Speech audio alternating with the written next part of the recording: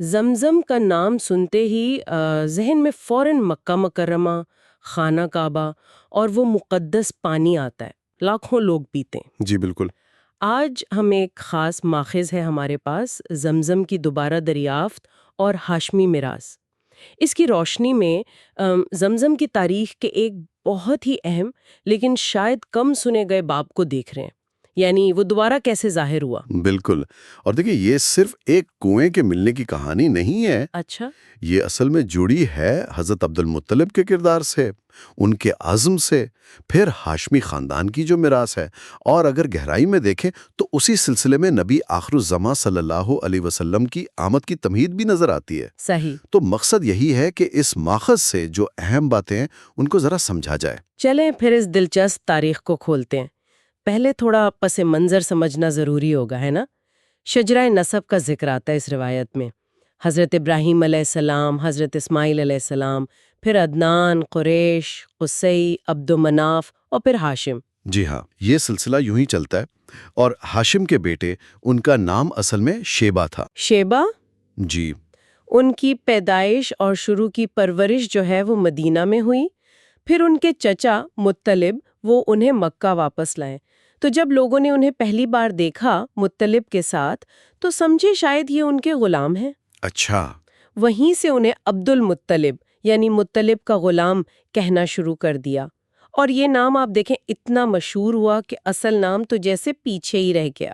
کمال ہے، یعنی اصل نام شیبہ اور مشہور ہوئے عبد المطلب کے نام سے، وہ بھی ایک غلط فہمی کی وجہ سے۔ بہت دلچسپ بات ہے۔ جی، اور ان کے بیٹوں میں پھر حضرت عبداللہ بھی تھے، جو ہمارے نبی صلی اللہ علیہ وسلم کے والد گرامی ہیں۔ بالکل۔ اچھا، یہ تو ہوا ہاشمی خاندان کا تعارف، لیکن زمزم کا کنواں وہ کیسے غائب ہوا تھا؟ مطلب وہ ہمیشہ سے تو نہیں تھا نا یوں سب کے سامنے؟ نہیں، بالکل نہیں، ایک وقت تھا جب وہ غائب ہو گیا۔ روایت یہ بتاتی ہے کہ پہلے قبیلہ جرہم جو تھا وہ کعبہ کے معاملات دیکھتا تھا، نگران تھا ایک طرح سے۔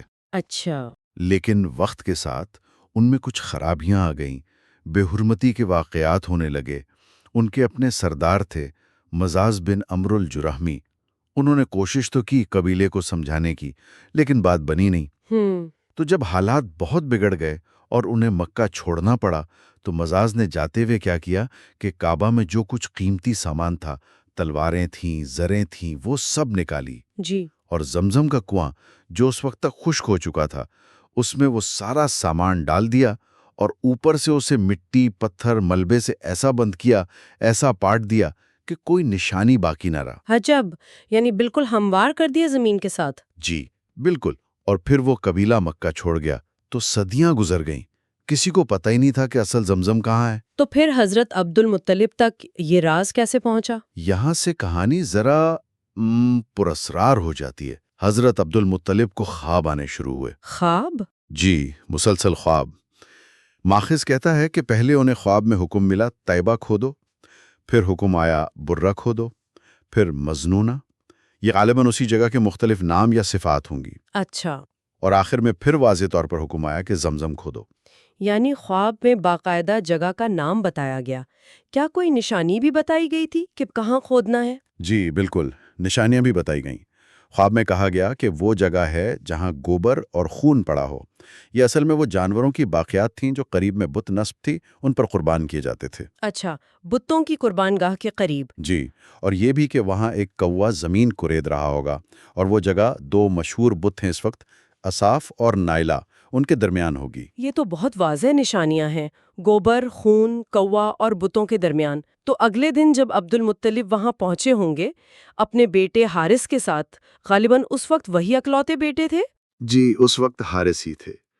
تو دونوں باپ بیٹے وہاں پہنچے، نشانیاں دیکھیں اور کھدائی شروع کی، لیکن فوراً ہی قریش کے لوگ جمع ہو گئے۔ اچھا، انہوں نے مخالفت کی ہوگی؟ یقیناً، انہوں نے اعتراض کیا کہ بھئی یہ تو وہ جگہ ہے جہاں ہم اپنے بتوں کے لیے قربانیاں کرتے ہیں، آپ اسے کیسے کھود سکتے ہیں؟ یہ ایک طرح سے ان کے لیے مقدس مقام تھا۔ تو پھر؟ لیکن عبد المطلب ڈٹ گئے۔ انہوں نے کہا کہ مجھے اس کا حکم ملا ہے اور میں یہ کر کے رہوں گا۔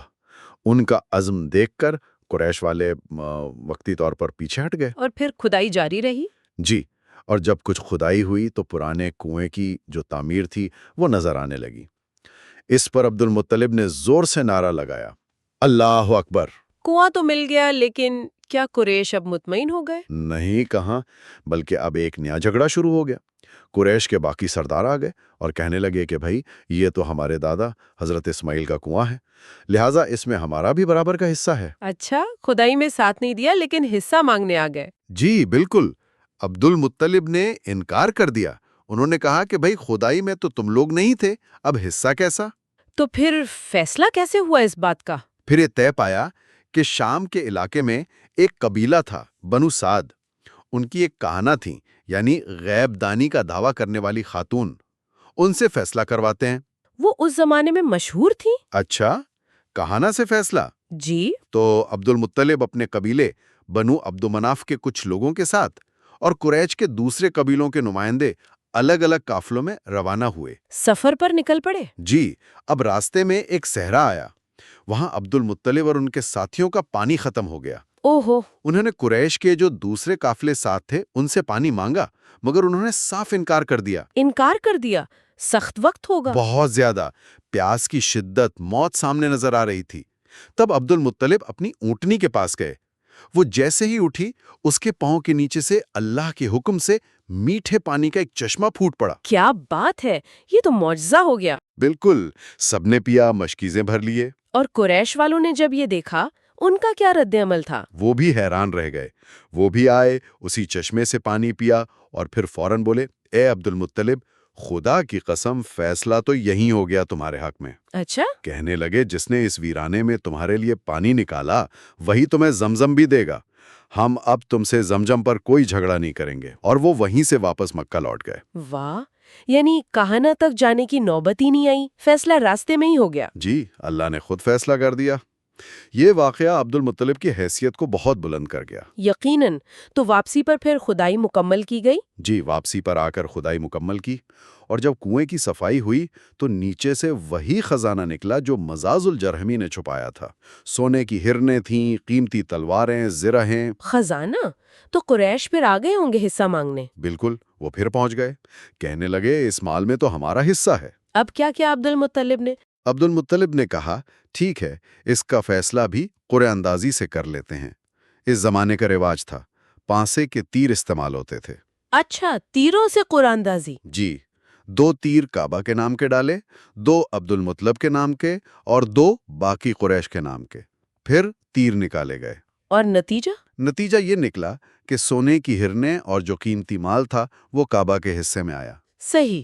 تلواریں اور زرہیں عبد المطلب کے نام نکلے، اور قریش کے حصے میں کچھ نہیں آیا، ان کے تیر خالی نکلے۔ یعنی قرآن اندازی نے بھی عبد المطلب کے حق میں ہی فیصلہ دیا؟ جی، اور عبد المطلب نے وہ سونا جو تھا وہ کعبہ کے دروازے پر لگوا دیا۔ کہتے ہیں یہ پہلا موقع تھا کہ کعبہ کو سونے سے سجایا گیا۔ یہ بھی ایک اہم بات ہے۔ اچھا، ماخوذ میں ایک اور بات کا بھی ذکر ہے، وہ منت والی بات۔ جی ہاں، یہ بہت اہم نکتہ ہے جو آخر میں آتا ہے۔ وہ یہ کہ عبد المطلب نے جب کھدائی شروع کی تھی اور انہیں مخالفت کا سامنا تھا، اس وقت ان کا صرف ایک بیٹا تھا، حارث۔ تو انہوں نے منت مانی تھی کہ اگر اللہ نے انہیں 10 بیٹے دیے اور وہ جوان ہو کر ان کے بازو بنے، ان کے مددگار بنے، تو وہ ان میں سے ایک کو اللہ کی راہ میں کعبہ کے پاس قربان کریں گے۔